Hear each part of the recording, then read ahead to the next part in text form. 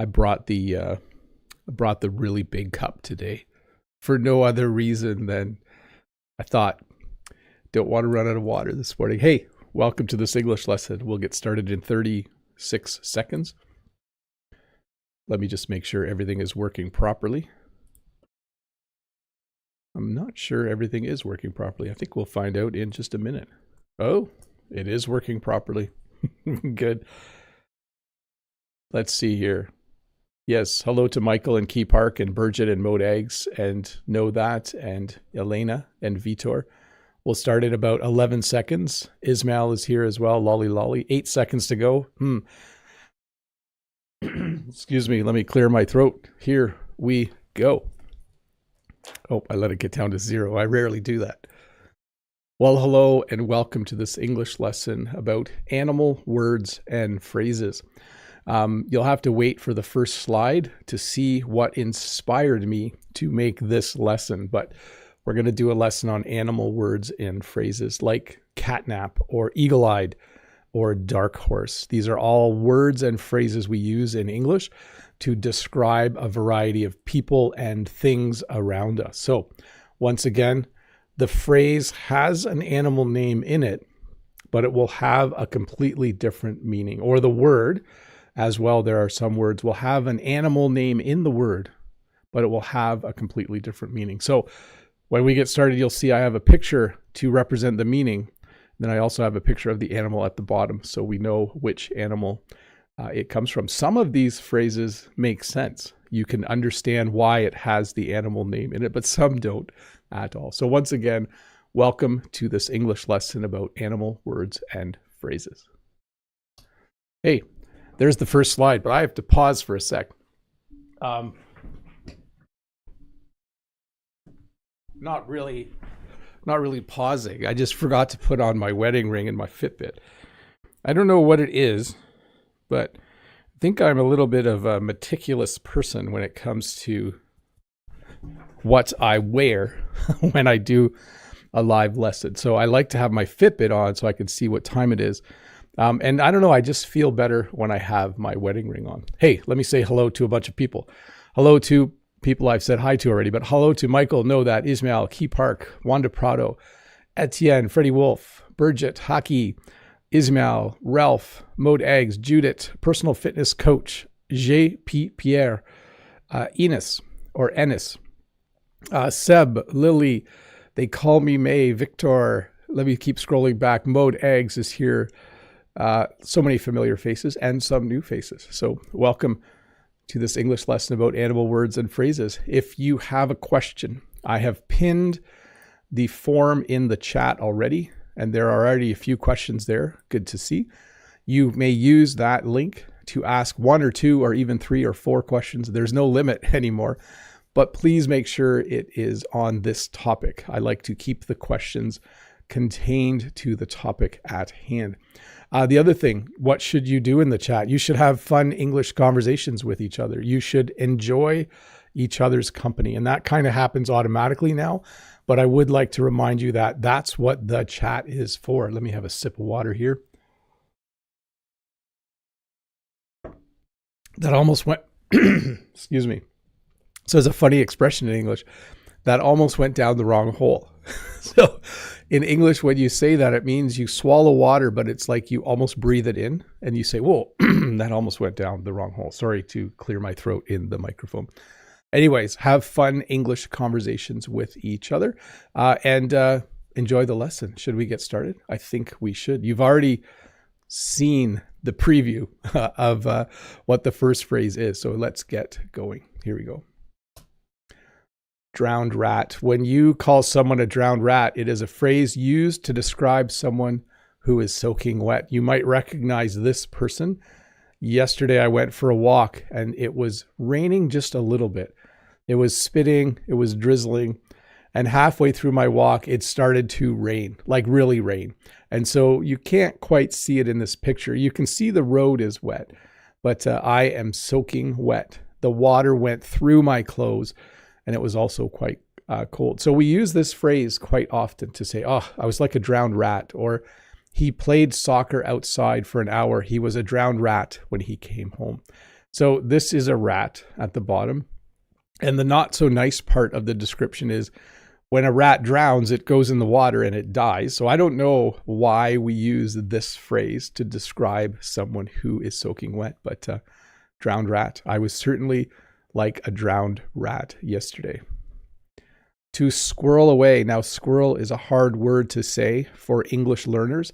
This is a squirrel. A squirrel has the behavior of putting nuts away in the fall, hiding them everywhere, so it has something to eat through the winter. So the meaning to put money or other things away for the future kind of makes this phrase make sense. If I squirrel away money, it means I put money under my mattress or in a bank account so that in the future I have money to buy things or to do things. So to squirrel away, to put money or other things away for the future. We usually use this to talk about money. Like, I'm going to squirrel away some money for 2 years so I can buy a new car. A cat nap. So a short, light sleep during the day. And of course, this is a cat down here. If you have ever seen a cat tends to sleep a lot, all the time. Our cats are almost either hunting mice or sleeping. Those are the two things our cats do. And I think through the day, they have 10 or 11 naps. A nap is a short time of rest and sleep during the day. And we sometimes call a short nap a cat nap. I'm just going to have a cat nap. Sometimes I'll have a cat nap in the afternoon. I'll sit on the couch. I won't lie down. I'll sit, because if I lie down, I sleep for too long. And then I'll sleep for 5 or 10 minutes. So a cat nap, a short, light sleep during the day. A catwalk is a narrow walkway, and there's actually two meanings for catwalk, or two things I can describe. If you go into a large factory or large building, they might have places like this up near the ceiling, and we would call this a catwalk. In an auditorium, you would go on the catwalk to put lights to point at the stage. So it's this narrow, usually metal walkway. Also in the fashion world, when models go down the runway, we also sometimes call that the catwalk. But this to me is the most common definition, okay? At our school, if you go above the stage, there is a catwalk. If you go in our shop area, there is a catwalk, kind of a metal walkway up near the ceiling, so you can walk up there to access things. I don't know why it's called catwalk though. This cat is wondering the same thing. I guess because a cat walks in a narrow way. I don't know. To let the cat out of the bag means to reveal a secret. If I was planning a party for one of you, let's say I was planning a party for Know That, and it was supposed to be a surprise party, and I told Mode Eggs about the party, I would have let the cat out of the bag if Mode tells Know That. Like if it's supposed to be a secret and one of you tells the person who's not supposed to know, they have let the cat out of the bag. This cat is wondering why cats were in the bag in the first place and why you wouldn't just let all the cats out of the bag.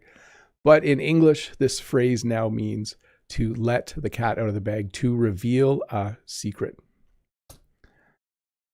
The dog days of summer. So depending on when the hottest time of year is for you, the dog days of summer would be the hottest time of the year. For me, this would be the middle to end of July. Those are the dog days of summer. It's 33, 34 degrees. It's very, very hot. And so we call them the dog days of summer. Why? I don't know, except that when it's really hot, a dog will pant a lot, and dogs seem really, really unwilling to do anything during the hottest time of the year, during the dog days of summer. So if someone says to you, oh, I have to work outside and it's the dog days of summer, they mean it is the hottest time of the year. A dog-eat-dog world is a fiercely competitive environment, or the world in general. I'm not going to discuss the origin of the phrase. It's kind of weird if you think of the literal meaning. But what this means is that when you work somewhere, and if you want to eventually be the boss, other people also want to be the boss. And you kind of have to figuratively fight your way to the top. You have to be competitive. You have to be aggressive. You have to advocate for yourself because it's a dog-eat-dog world. If there were 3 people who wanted the same job at my work, those other people aren't my friends. I can be friendly to them, but it's a dog-eat-dog world. So I'm going to want to make sure I'm making it look like I'm punching. I'm not punching. You want to make sure you do what you need to do to get that job. An underdog is one expected to lose. This happens quite commonly in a sporting matchup. Your favorite team might not be very good, and they're playing the best team in the league. That would mean your team, they are the underdogs. They're not expected to win. They are expected to lose. And sometimes the underdog will win. In fact, when they make movies, we often cheer for the underdog in a movie. If you watch a movie like Rocky, an older movie about a boxer, he is the underdog. He's not expected to win, but we like to cheer for the underdog. We like the one expected to lose. We like it when they win, especially in a story or in a movie. To work like a dog, to work very hard. I tried to find a dog who was working. I think this is a police dog here. To work like a dog means to work very hard. It doesn't mean the person is a dog. I could say to Jen, I worked like a dog today, or we're going to have to work like a dog tomorrow to get this done. It simply means to work really, really hard.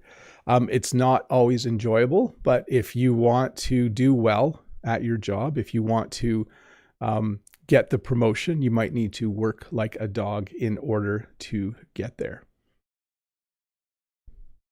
Hey, let's do some questions and then we'll get back to the lesson in a sec. Let's see here. Vitor says, I think Bob had fun searching for the pictures to put below the slides. I did. It was actually kind of fun. I was going to put the same cat on every slide. And then Jen was like, you should put a different cat every time because people on the internet like cats. Hafia says, nice seeing the definitions below the words. Yes, I like it as well. That will continue. Hafia says, lots of cat-inspired words. Yeah, cats and dogs were the first 2 groups. He's actually good. I love the picture of the dog, but I would get sunburned if I were in a pool like that. Yes, it is that time of year again. Okay, let me get to the questions. Know That and Mode are having a chat there. Good to see. From Know That, hello, Bob. Could you explain the meaning of the phrase to be in the doghouse and give some examples of its usage? If you don't really already have a slide for it, thanks, Bob. I don't have a slide for it. It's a good phrase. It's usually meant to talk about in a relationship, the person who does something that causes the other person to be annoyed with them. So if I came home at 1 a.m. and didn't tell Jen where I was, I would be in the doghouse. It means Jen would be annoyed with me. It doesn't mean I'm literally sleeping outside in the doghouse, but that's kind of the idea. When one person in the relationship has aggravated the other person, the person who did something annoying is in the doghouse. They're going to be treated not in a happy way. So if one spouse is unhappy with the other, then that person is in the doghouse. From Know That, second question, which of these animal words phrases is your favorite and which one do you use most often, if there is one, of course? Thanks a lot, Bob. I think probably, let me see here, to chicken out is a good one. Sometimes people chicken out.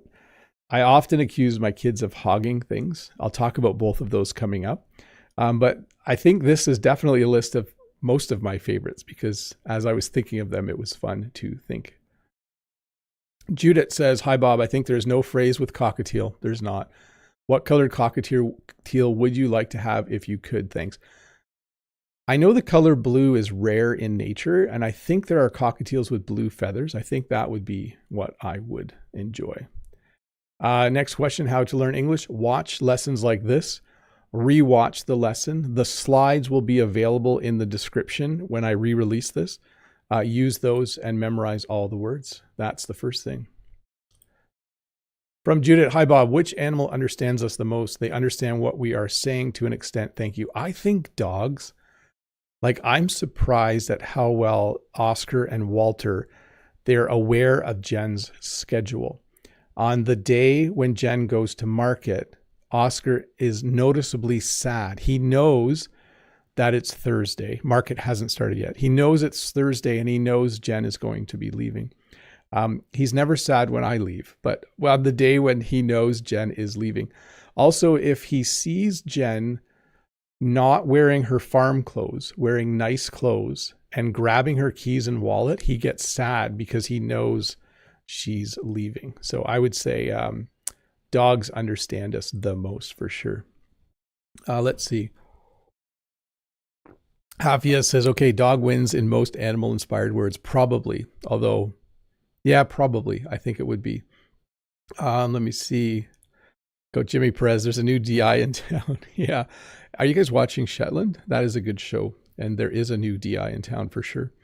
No, that says to me, thank you, Bob. If I saw it correctly, you have a new reading lamp. Does it have a switch or is it tapping? It's both. It is both. As with everything these days.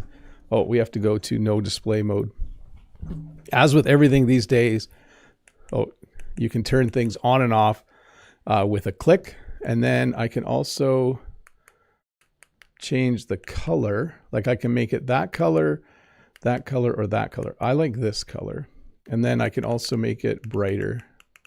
Although that's too bright for me. Let's go down again. I think that's the lowest. So yes. And it's also supposed to make you happy. It puts out like the kind of light that is supposed to make people happier. Let me see here. From my name is Kaya. I'm beginning level, sir. How to learn? Please tell me your advice, please, sir. Number one, you're doing the right thing. You're watching an English class right now. Number two, you made a comment, so you did some writing. Now you need to practice reading the chat, and you should watch this lesson again later this week. And you should download the slides when they become available and memorize them. You should just make flashcards out of them or memorize them. That's what I would say you need to do. Amaran says, hi, Bob. How are you getting on? Good. I'm having a good day. Long time I didn't hear from you. What is the meaning of to kill two birds with one stone? So if we need milk and we need gas, I can kill two birds with one stone by going to the gas station where I can fill my van up with gas and I can run in the little store and get milk. Anytime you can do two things on one trip, or you can do two things with one action, you are killing two birds with one stone. That's what it is. Sorry, I'm laughing at this. Amir says, don't be a chicken. So when you use the word chicken, it means to be afraid. When you chicken out, it means you don't do something because you are afraid. So don't be a chicken means don't be afraid. Mino Smell says, where I live, calling someone cat is a compliment, but calling them dog is not. What about in English? We would never call someone a dog. It's interesting. If I said someone's cat-like, it's like a compliment. Like if I see someone playing volleyball and they move really fast on the court, I could say, oh, they're really cat-like. That's a compliment.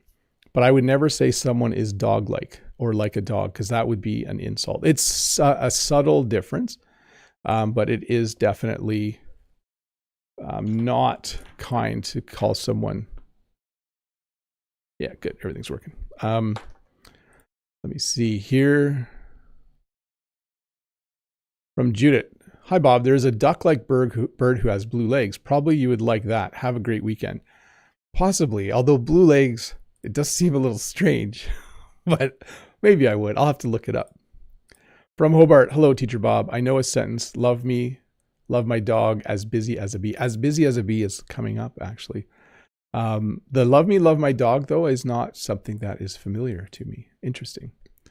And I'm from Hate. Do you love dogs or cats? Thanks, Bob. I have said before, I'm not a pet person. I do like Oscar and Walter because they are friendly and nice to me, but I'm not really a dog or cat person. I think if I wasn't married to Jen, I wouldn't have any pets. I might have fish or something like that. Off topic, and then we'll move back. From Kennedy. How's it going, Bob? Do you have a tip for pronouncing the TH? Thanks, sir. Watch a video on the correct tongue and mouth shape, tongue placement and mouth shape. I actually stick my tongue between my teeth. This is how the word is said. I'm overpronouncing right now. Sorry to get off topic there, everyone, but let me have a sip of water and we will get back to the lesson. Let's see. Mode says, I only watched the first season of Shetland and immediately fell in love with the Scottish accent, and I thought the Canadian accent was cool. I think I would like to visit Shetland someday. I think that would be lots of fun.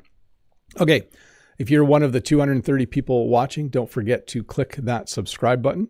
You will get notified when I do a lesson, and let's get back to the lesson. Goose-neck. Something curved like a goose's neck. So this is a goose. This is a trailer that we would call a gooseneck trailer. You might call it a goose-necked trailer, but I would say gooseneck trailer. You can see that the hitch on the trailer is shaped in that way. You might also have, I'm trying to think of something else that's gooseneck, something other shape. There are other things, but this is the second reason why I'm doing this lesson. One, I was a drowned rat yesterday. And then a couple days ago, I saw a gooseneck trailer on the way home. Let me just do a search here. Other things that are goose-necked. Let's see here. Oh, pipes. Yeah, you can have that in a house. If a pipe goes like this and then it goes over another pipe, you would say that is a gooseneck as well. A pretty unique term. You're not going to use this very often, but this is a gooseneck trailer because the hitch is curved like a goose's neck. A wild goose chase. This is a hopeless or pointless search. Let's say Jen needed dog food, but she wanted a certain kind. And let's say I went to 5 different stores and each store said, oh, we don't have it, but that other store has it. And then I go there and they say, oh no, we don't have it, but that other store has it. And then I go there and I go to all the stores and none of them have it. That would be a wild goose chase. Jen sent me on a wild goose chase. Apparently, that's what it's like to chase wild geese. It's a hopeless or pointless search. So again, if you go multiple places to buy something and none of them have it, it would be a wild goose chase. If I send a student to the office to talk to the principal, but the principal is not there, and they send them to another room, but the principal's not there, and they can't ever find the principal, that would be a wild goose chase. Eagle-eyed, quick to notice things. Now, as I was looking at the slides this morning, I realized I thought this guy was pointing something out, like, hey, don't forget about this. But he's actually just throwing garbage in the garbage can. I should have erased the wad of paper, but ignore that. Pretend he's really smart and he's in a room and he's like, don't forget that you need to do this before you do that. He's quick to notice things. So if you say someone is eagle-eyed, they're quick to notice things. You show them a graph and they notice that in July you sold the most cars. You're just quick to see and notice what's in front of you. Free as a bird, carefree and unrestrained. So you can kind of understand this one. This is a seagull. The seagull is free. The seagull doesn't have a job. All the seagull does is fly around and eat fish. And there's lots of fish in the sea. So this bird is free. So we look at that freedom and we use it to talk about when we're on vacation, for example. When you go on vacation, you are carefree and unrestrained. You are free as a bird. When you retire, you are free as a bird. Hopefully you have a nice pension and you can live a nice life. You are free as a bird. So carefree and unrestrained. A cash cow. So this is an interesting one. A cash cow is a dependable source of money. At our school, we have vending machines. One sells snacks, one sells drinks. And I think these machines are a cash cow for the person who owns them. If you own a vending machine, you put stuff in the machine and then you come back and the stuff is sold and there's money. It's a dependable source of money. It's a cash cow. You could also say this about there are 1 or 2 kinds of flowers that Jen grows that are fairly easy to grow and easy to sell. So for us, they are a cash cow, as opposed to some flowers are very difficult to grow and not a lot of people want to buy them. We wouldn't call that a cash cow. So if you have a dependable source of money, it is a cash cow. And I don't know why it has the word cow in it, except that I guess a cow gives milk, and maybe the milk, you get milk every day from a cow. So it's kind of like a dependable source. I don't know. I don't know the origin of all these words, but cash cow, a dependable source of money. To pig out, to eat a lot messily. I'm very familiar with this because I have 5 children and because I teach at a high school. Next week, I will be having a meeting with a club that I run, and we will be having pizza, and they will pig out. They will eat a lot and they will do it messily. Okay, so to pig out doesn't always have to be messy, but it often is. If you have 10 hungry teenagers and you bring them 5 pizzas, they will pig out. They will probably not even grab a plate. They'll probably grab a napkin and a piece of pizza and eat it really fast. So unfortunately, pigs have gotten a bad name. Pigs are considered fast eaters, messy animals. And so we use the phrase to pig out using the name of the pig to talk about to eat a lot and to eat messily or in a messy way. To hog something. So another name for pig is hog. So it's an equivalent name. Like you can have hogs or you can have pigs. We usually use the word pig in Canada, but to hog something is to take or use more than your fair share of something. So if I was to give 2 students a pizza and one student took a slice and the other student took the rest of the pizza and went to the corner and was eating it themselves, we would say they are hogging the pizza. They have decided to hog the pizza. The other student might say, don't hog the pizza. Let's split it 50-50. So to hog something, to take or use more than your fair share of something. Until the cows come home. For a very long time. She talked, we often say till instead of until, we shorten it. Like she talked till the cows came home.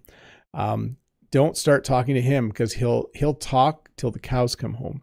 It means for a very long time. And apparently, when cows go away, it takes a long time for the cows to come home. Again, I don't know I'm joking here, right? I don't know the origin of the phrase.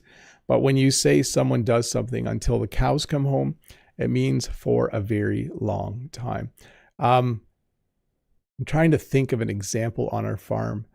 I don't want to give an example. There is maybe someone who talks a lot. They sometimes talk until the cows come home, but I won't say who. To chicken out, to back out due to fear. Here is a good example. Let's say 4 people wait in line to go on a roller coaster, and the one person doesn't like roller coasters, but they're thinking they might go on. And when they get close to the front of the line, they decide to not go on. We would say that they decided to chicken out, to back out due to fear. They thought maybe they could overcome their fear and go on the roller coaster, but they decided to chicken out. So apparently chickens are scared of things, but to chicken out means to decide not to do something because you are afraid. If I said I was going to jump out of an airplane with a parachute, there's a good chance I would chicken out the day of that event. To horse around, to act silly or play roughly. This is often used to describe children in a group who are running around like crazy, pushing, shoving, tumbling, rolling in the lawn, playing tag, just kids being kids. We usually say they are horsing around. When you take your kids somewhere when they are this age, they will most likely horse around in the backyard. So they'll throw stuff and they'll roll around in the grass and they'll push each other. They'll wrestle a little bit and they'll do things that kids do. And apparently that's similar to horses, to horse around, to act silly or play roughly. To hold your horses simply means to wait. This is a picture from Black Friday. and these people need to hold their horses. They are all trying to get into the store at once. They should probably wait and come in a timely fashion. They need to hold their horses. That's probably what the security guard is saying. Hold your horses one at a time. And I think this origin would come from when horses had reins, and you would pull the rein to hold your horse, to make your horse stop walking. So to hold your horses means to wait. A dark horse is someone who unexpectedly wins or succeeds. If there is a tournament and there are 3 teams who are the best, let's say there are 16 teams, 3 teams are the best, and one of those teams is predicted to win. But let's say the 16th placed team, the worst team in the tournament, ends up winning. We would say they are the dark horse. They were unexpected. So someone who unexpectedly wins or succeeds, we would call a dark horse. Sometimes in playoffs, there's a dark horse, a team that you don't expect to win, and suddenly they start winning. Straight from the horse's mouth means from the original source. There are 2 ways to get information from someone. One, straight from the horse's mouth. Literally, you talk to the person and the person said it. The second way to get information is to hear it from a third party. So if I said, Jen said it's going to rain today, that's not straight from the horse's mouth. But if Jen came on the live stream and said it's going to rain today, then you heard it straight from the horse's mouth. And it's not an insult. Like, I'm not calling Jen a horse when I say that, but that's what straight from the horse's mouth means, from the original source. Hey, let's do members only chat. If you are not a member, don't leave. This lesson will continue in about 8 or 9 minutes. Let me turn on members only chat and thank members for being members. If you don't know what membership is, there is a join button somewhere. Eventually, it's going to be a button that says subscribe plus. I don't know when that will change, so look for that. I do encourage you to be members. It helps support the work I do here on YouTube. It helps you as well because you get a lesson plan on Mondays. You get an extra video on Wednesdays. You get your name in green in the chat with a crown. You can participate in members only chat. And you get a transcript sent to you of every Tuesday video. That's the other thing. That's what I forgot last week. So look for that. Please consider becoming a member. There is a button somewhere that says join or subscribe plus. We're going to continue with questions from the forum, and then I will answer questions from the chat as well from members. Judith says, hi, Bob. Check out the bird is the blue-footed booby. Now that makes me laugh. I'm not going to say why. Nothing you said, Judith. Just the name blue-footed booby makes most people laugh in a immature, childish way. That's what I would say. Tarek, hello, Mr. Bob. I had a question. The slides you used during today's lesson, are they available for us to access? So here's what I will do. This lesson will come out in a shorter version in 2 days. I will edit out the viewer questions, and in the description of that video, there will be a link to the slides. I did that last week as well. So you will have a copy of the slides in PDF. And I think I included the images last week as well. So that will be available. So look for that. But the trade-off is this. If you want the slides, you have to watch that entire video. Okay, that's the deal we're making. If you want the slides in 2 days, you have to watch for your own good. It will help you remember what you are learning here. Let's see here from Mino Smell. Bob, every time I watch your videos, I replay them as many times as I need to understand every single word. To the YouTube algorithm, is this considered one watch or more than one? It is considered more than one, and it is quite helpful for me and for you. So I think sometimes people think I'm like, hey, you should watch my video more than once. They think because I want the views, and that does help, but it really helps you as well. It helps you quite a bit. For sure. Let me see here. And the other thing I was going to say is I was grocery shopping the other day and I ran into Jamal or John in the grocery store. He said that I have helped him a lot in learning English and that he listens to the audio part of all my lessons while he drives. He drives for a living right now. That's one of his jobs. I think he's a personal trainer and a driver. And so he said it has really helped him. So repeat is good. John Wedge says, I'm late again. Good morning, folks. Good morning, John. Chill and Explore with Yoshi says, Master Bob. Thanks for the compliment. Know That says, hey, Bob, to get back to your new lamp, which color do you like best on your new lamp? And can you also set it to change the color every few seconds? Thanks. No, I can't change it, but I like I think that one is too warm and this is in the middle and this is too cold. So I like the middle setting. That is my favorite setting. And you can't make it cycle. Let's see here. Some hellos. Mr. Bob, to play the game of chicken, a common idiom, what does it exactly mean? When you play chicken, yeah. So the horrible example is when two people drive their cars straight at each other and then one person moves and drives the other way so they don't hit. No one plays that game of chicken, but that's what it's sometimes used to refer to. It's when two people attempt to do something where if one person quits, the other person wins. Freddie says, Bob, raining cats and dogs, is that still used nowadays or is it outdated? Merci beaucoup par avance. Otherwise, are there other expressions when it's pouring rain with animal words to replace it? So the phrase raining cats and dogs, you will hear occasionally. I don't think it's used a lot. Like I'll use it once in a while because I think it's funny. I don't think it's super common. My mom will say it. So maybe older people say it. Now you would just say it's pouring. Yeah, it's pouring outside. It's really coming down out there. That would be another phrase. No animal phrase though. A few more hellos. Know That. What are your plans for today and the weekend, Bob? Do you have something special on your to-do list? Thanks in advance, Bob. I'm doing another sponsored video for Preply. So I have to make that video tomorrow. So I have to work tomorrow, which is fine. I do enjoy doing it. So that will be tomorrow. Mode says, yes, I was curious when Judith mentioned the blue feet. So I looked it up and when I saw the name, it was like, and I thought the blue feet were the funny part. Yes. Ismail, Bob, many idioms you mentioned, even some in your short videos, sound really similar to ones in my language. Do you think that's cultural convergence or something else? I think it's two things. Languages borrow from each other and languages stem from each other.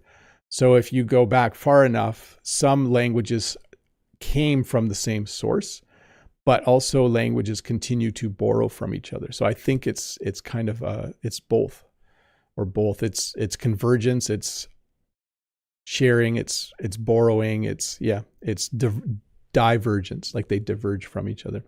John says, I'm at work right now. Know That says, if I may say so, Bob, you look really good and relaxed today. Not that you normally look bad or anything, quite the opposite, but I think today is somehow seems a little bit more so. So yeah, it's interesting. Whenever I'm done my Friday live lesson, Jen will say, how did it go? And 8 times out of 10, I'll say it went great. I felt good. I could think of things quickly. But 1 or 2 times out of 10, I feel like, yeah, it didn't go as well as I wanted it to. And you can probably sense that. Right now, I feel very relaxed. I've walked 90 minutes a day for almost 5 or 6 weeks now. 5 or 6 times a week for 5 or 6 weeks. So I'm feeling healthy. So that helps as well. Ralph says, Bob, is black sheep usable in English? You're the black sheep of the family. I tried to translate it and it seemed to be bad apple. You're the bad apple of the family. Sounds a bit odd. No, we would use bad apple. Black sheep has fallen out of favor because it sounds a little bit like racism. So we don't use it as much. But I would say, oh, yeah, he's a bad apple, maybe. Yeah. You'll still hear black sheep occasionally. John, I like that Bob talks faster than normal. This is good for listening. I do sometimes talk faster than normal. Bob, pourrais-tu me rappeler comment dire ne pas mettre la charrue avant les bœufs? Thanks in advance. I don't know what charrue is. I'm gonna have to look up a French word. La charrue. Oh, don't put the plow. We say don't put the plow before the horse. La charrue is plow. I should have known that as a farmer. We say don't put the plow before the horse or don't put the cart before the horse. So if you have, sorry, I'm clicking all the wrong things here. This is the screen I look at. If you have a horse, you attach the cart here. Don't put the cart in front of the horse. So it means doing things in the wrong order. Yes, that's a great one, Freddie. Personal question, Bob, from Know That. Are your students already a bit nervous about the upcoming exams, or are they still relaxed at the moment? A heartfelt thank you as always. We have 3 weeks of classes left and then exams. So teachers are aware that exams are approaching. Students have been told, but I don't think it has sunk in. In English, when something sinks in, it means you realize it's going to happen. So it hasn't sunk in yet. Mode says, I wish traditional English teachers pressed the importance of phrasal verbs as much as they did the idiom raining cats and dogs. Yeah, raining cats and dogs. I've seen lessons where other English teachers have taught that, and maybe it is used in some parts of the English speaking world a lot still. And I've also seen lessons where they've said, no one uses this anymore. And I think it's somewhere in between. Like, there we go. Pronunciation also. Michael, hi Bob. Do you prepare your voice for the lesson? I had my vocal cords damaged in a surgery, and now I have to hum on my way to work to be able to speak in a loud environment. Yes. So I watched a few YouTube videos on vocal warm-ups.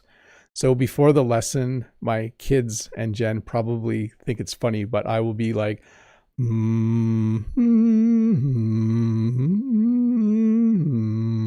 So apparently if you go up and down humming, it warms up your vocal cords. I do that quite a bit. Hey, I'm going to turn off members only chat. And I am once again going to give a little plug for memberships. If you are not a member, please consider being one. There is a join button or a subscribe plus button. I think you will enjoy being a member. Some people become members because they like participating in the chat. Some people become members for 1 or 2 months just to thank me. Some people become members because they enjoy all of the extra stuff that they get. So think about it. There is a button, and thank you very much to all of you who are members. I do really, really appreciate it. Let me get a sip of water here. Don't forget to give a thumbs up, says John. Thanks, John. And we will finish off this lesson. I think some of you were expecting a lesson on flaws. We did a lesson on virtues last week. That is coming. I just didn't want to do them back to back because I was excited to do the animal one. It's always best to do the lesson that I'm excited about because I have more energy. Where are we here? Let's get to the slides. Snail mail. This is a relatively recent term. I think I heard it first about 15 years ago. It's traditional mail through the postal service. So if you know what a snail is, a snail moves very, very slowly. And when you send an email, it's instant or almost instant. But when you send traditional mail, it's very slow. If I send a letter to my sister, who literally lives down the road from me, it would take 3 days to arrive. And so we call it snail mail, traditional mail through the postal service. Many of you send me postcards. I do appreciate it. You have to send those via snail mail. So it is kind of a fun term for regular mail, where you would send an envelope, a letter, a postcard to someone. Traditional mail through the postal service. And called snail mail because it rhymes, so it's fun to say, but also because snails are slow. A bull market and a bear market. I don't know if you are super familiar with the stock market, but you can buy shares in larger companies. When there is a bull market, it is a rising stock market. When there is a bear market, it is a falling stock market. That means the price of stocks in a bull market is going up. The price of stocks in a falling market or a bear market is going down. The way I was told to know the difference is to think about how these animals attack. A bull will attack by making its horns go up. So if you see a bull, it'll have its horns down and it will attack like this. When you see a bear attack, it will swipe down with its paw. Now, this isn't a perfect explanation, but it really helps me remember the difference between a bull market, a rising stock market, horns go up, and a bear market, a falling stock market, bear paw goes down. Right now we're in a bull market. Well, I think there are conditions for each, like the market has to go up a certain number of percentage points before you call it that. But so far, since 5-6 weeks, since April 8th, things have been pretty good. A lame duck. A person or thing that is ineffective. You might be on a team with 10 people and 9 people work like dogs and one person is a lame duck. They don't do anything. They come to every meeting. They don't really contribute. When the meeting's over, they go back to their desk and they just sit there and do nothing. That person is a lame duck. So you'll sometimes hear sports journalists describe a player on a team like this. They'll say everyone on the pitch is doing their part, but the goalkeeper is a lame duck. He's not doing his part. Or the defenseman isn't doing his job. He is ineffective. Not a compliment, if you know what I mean. Pecking order, a hierarchy or ranking system. So if you don't know this, chickens have a pecking order. So one chicken is always the boss chicken.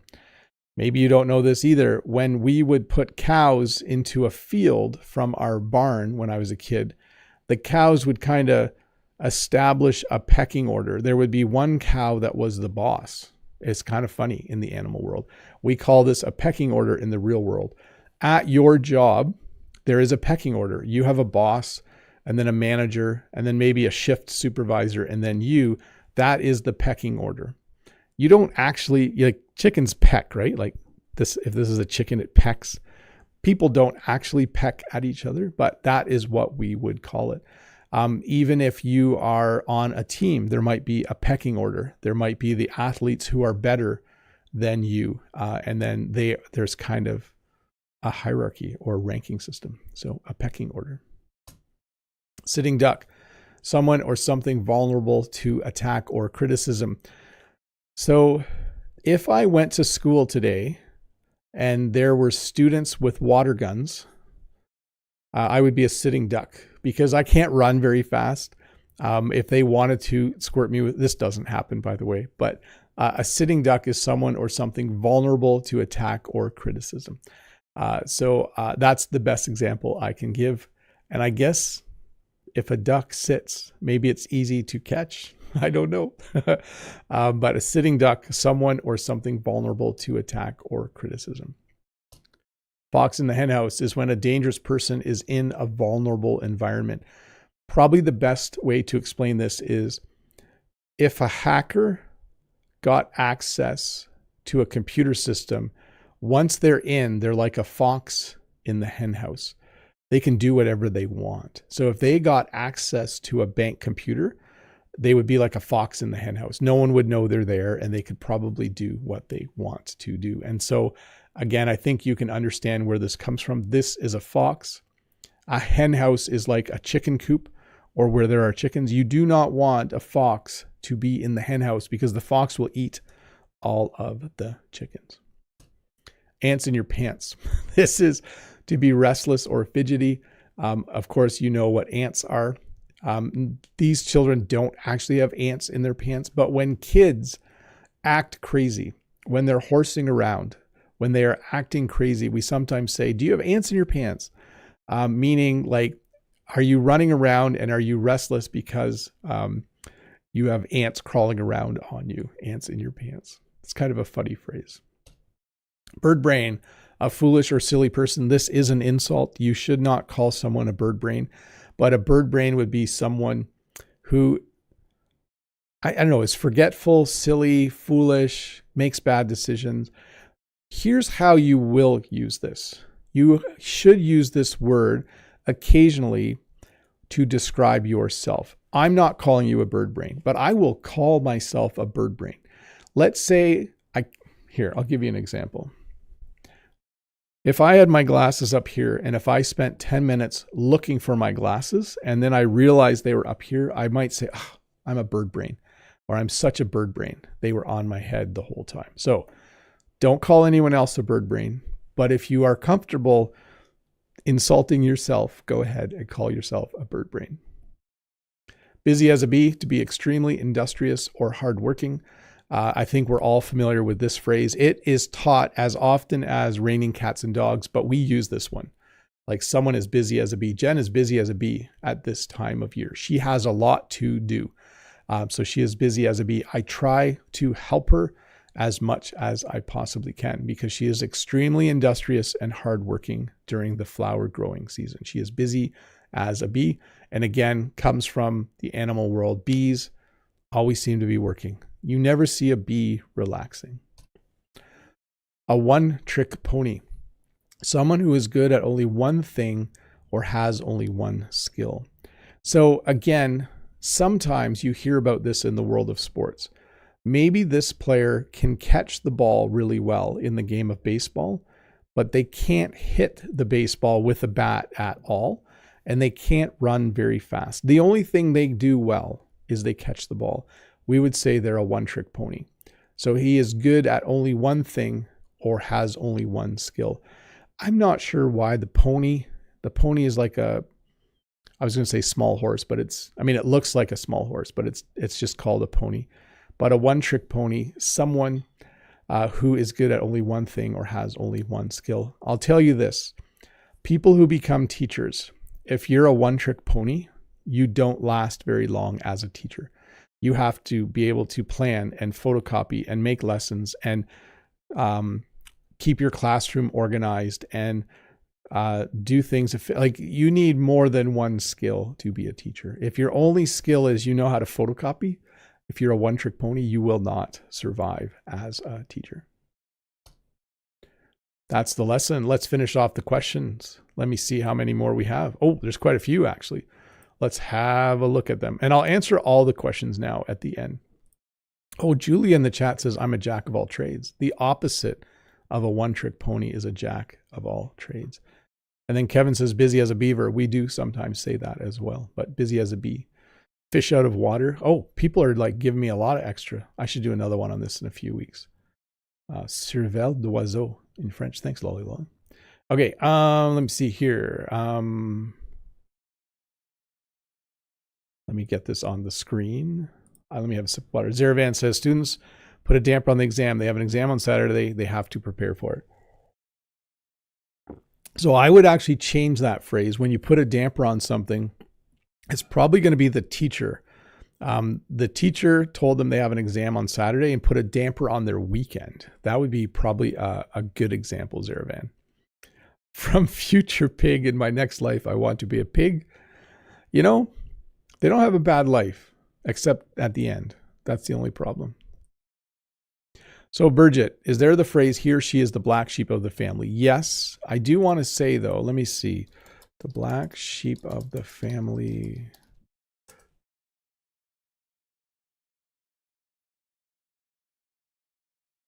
Yeah, it's not considered, like, it's not used as much anymore. It's not technically racist because the origin isn't, but it's not a super popular phrase anymore. Let's see here. Victor, hi Bob, can you explain the phrase have a whale of a time? It means to have a lot of fun. I went to a concert and I had a whale of a time. I went camping for the week and we had a whale of a time. We had a very, very, very nice time. Let's see what the internet says. You hear me typing away. To enjoy yourself very much. They enjoyed the party, they danced, and generally had a whale of a time. Yeah, actually I haven't heard that phrase for a while, but it is common for sure. Kuso, excuse me, Teacher Bob, does the phrase chicken out have the same meaning as get cold feet? So, yes, sort of. Generally, we use to get cold feet to mean someone was going to get married and decided not to at the last minute. They got cold feet. You can use it for other things as well, but it does have kind of the same meaning. It means to not do something out of fear, but usually used to refer to someone who decides not to get married at the last minute. Hello, Teacher Bob. Could you please recall for a few owls-inspired words in English if these exist? Yeah, you can just say someone's wise as an owl. Yeah, but I don't know if there's a lot of other phrases, owl phrases in English. Yeah, wise old owl, wise as an owl. Oh, night owl would mean that you're someone who likes to stay up late. You're either an early bird or a night owl, one of the two. So those are the only two I can think of and that the internet has reminded me of. Let's see. Bridget, in Scotland, the teacher said the phrase, it's raining cats and dogs, was only written in textbooks. They say it's chucking it down. Yeah, I'm sure they have other phrases in Scotland. Here, the most common thing to say is pouring, or it's really coming down out there. Yeah, there's a few more slang type terms, but they're very local. So Mikhailo says, hello and have a nice week. You too. Thank you for that. And Kit Konang says, Bob, where should I use this idiom? Fish out of water. Thanks a million. Okay. So every year there's a YouTube event in Toronto in the fall, and I go there, but I feel like a fish out of water because, believe it or not, I'm actually quite old as a YouTuber. So I go to this event and most people are in their 20s or early 30s. They're young and hip and they have really cool lifestyle YouTube channels. And then there's me. I'm in my 50s. I have gray hair and I feel like a fish out of water. So hopefully that helps you understand the definition. It's when you're with a group of people, but you're not really like them. When I go to a teacher's convention, I'm not like a fish out of water. That's a very nice place to go. Hite says, hi, Bob. Can you wait, please? I'm still writing the question. Thanks, Bob. Yes, I see your question. It's there. Give me 2 seconds. I'll have a sip of water. Bob, to be a donkey in French, tin âne, does that expression exist in English? And would it be rude when you call a person a donkey? En français, ce n'est pas sympathique du tout. We do not call people a donkey. I'm trying to think. We call them the other word that is the same word we use for butt. It starts with an A and ends with SS. I think that might be a similar one. Okay, Hite. Here we go. Last question. Hi, Bob. I have a question for you. Is the raining dogs and the hottest day in the summer the same? So the phrases are not the same. But do we have a lot of rain during the hot days of summer? Generally, no here. Usually it rains a lot now. And then in the summer, it's sometimes quite dry. Sometimes we're really wanting rain and it's not coming. So hopefully I answered that question for you. Okay, a few things to end this video. Number one, again, I'm going to encourage you to become members to support the channel. If you like the work that I'm doing here, I appreciate it. And it helps me continue to make great content for you. Number two, this lesson here, I will make it shorter. I will remove all of the viewer questions and it will be a pure lesson on animal words and phrases. It'll be about 25 minutes long, maybe a bit longer. Please do watch it again. It's good for your retention. It's good for memorizing the words. Repetition, doing something more than once when learning a language will help you remember it. And if you have time, watch the whole thing. It's just really good for you. If you don't have time to watch it, just listen to it. Put it on in your kitchen while you do dishes or cook a meal. Listen to it on the train or while you're driving your car. It's just a good thing to do. And again, it is a win-win. When you watch the entire lesson, that helps you, but it also helps me as a YouTuber. So thank you for that. I do want to say one other thing. There will be a new lesson Tuesday, as always, and a live lesson next Friday at 8:30 a.m. Eastern Standard Time. And we'll keep on going with that. It's still May, so no Saturday live stream yet. I think that's 2 weeks away. Anyways, I'm going to say bye to people. So bye to Motaz, Lisa, Kit Konang, Key Park, Cat Diary says, thank you, Bob, for such an interesting lesson. It was fun. It's surprising how many idioms include animals in them. Have a nice day and great weekends ahead. By the way, are there any idioms about kittens? No, I don't think so. I don't think there are. By Freddie Wolf, Lolly Lolly, Hobart. Hobart says, teacher, don't see my question. If it was in the form and if it was off topic, then I would not have answered it, Hobart. I did skip a couple that were off topic. If it was in the chat, oh, let me see here. Oh, I did answer that one, Hobart. Maybe I didn't answer it correctly. I know a sentence, love me, love my dog, as busy as a bee. I did talk about that one. So sorry if I missed it or didn't answer it completely. Vitor says bye. Bye, Vitor. Bye, know that. Thanks for the great lesson, Bob. It's always so much fun to have the opportunity to spend some time with you. I wish you and your family a lovely Friday weekend. You too. I hope you have a good weekend with your family as well. Okay, I'm jumping down here. Have a nice weekend, says Michael. Bye to Ralph, Kakachan, Pedro, Celia, know that, Freddie Wolf, Ulia, Hite, chill and explore with Yoshi, Victor, Motaz, Minusmel, Wanda, Julie, Lolly Lolly, bye to everybody. Bye Mode Eggs, Judith. I know there's a few other names not popping up, possibly Hite, and everyone else. Have a good weekend, everybody. Enjoy. Oh, and by the way, I like to leave with this. I know I'm plugging my own stuff a lot, but if you didn't watch this past week's video, I'm putting it in the chat right now. And if you didn't watch my second channel, I'm putting that in the chat right now. So 5 tips if you keep forgetting English words is in the chat from Nightbot. Go and give that a watch.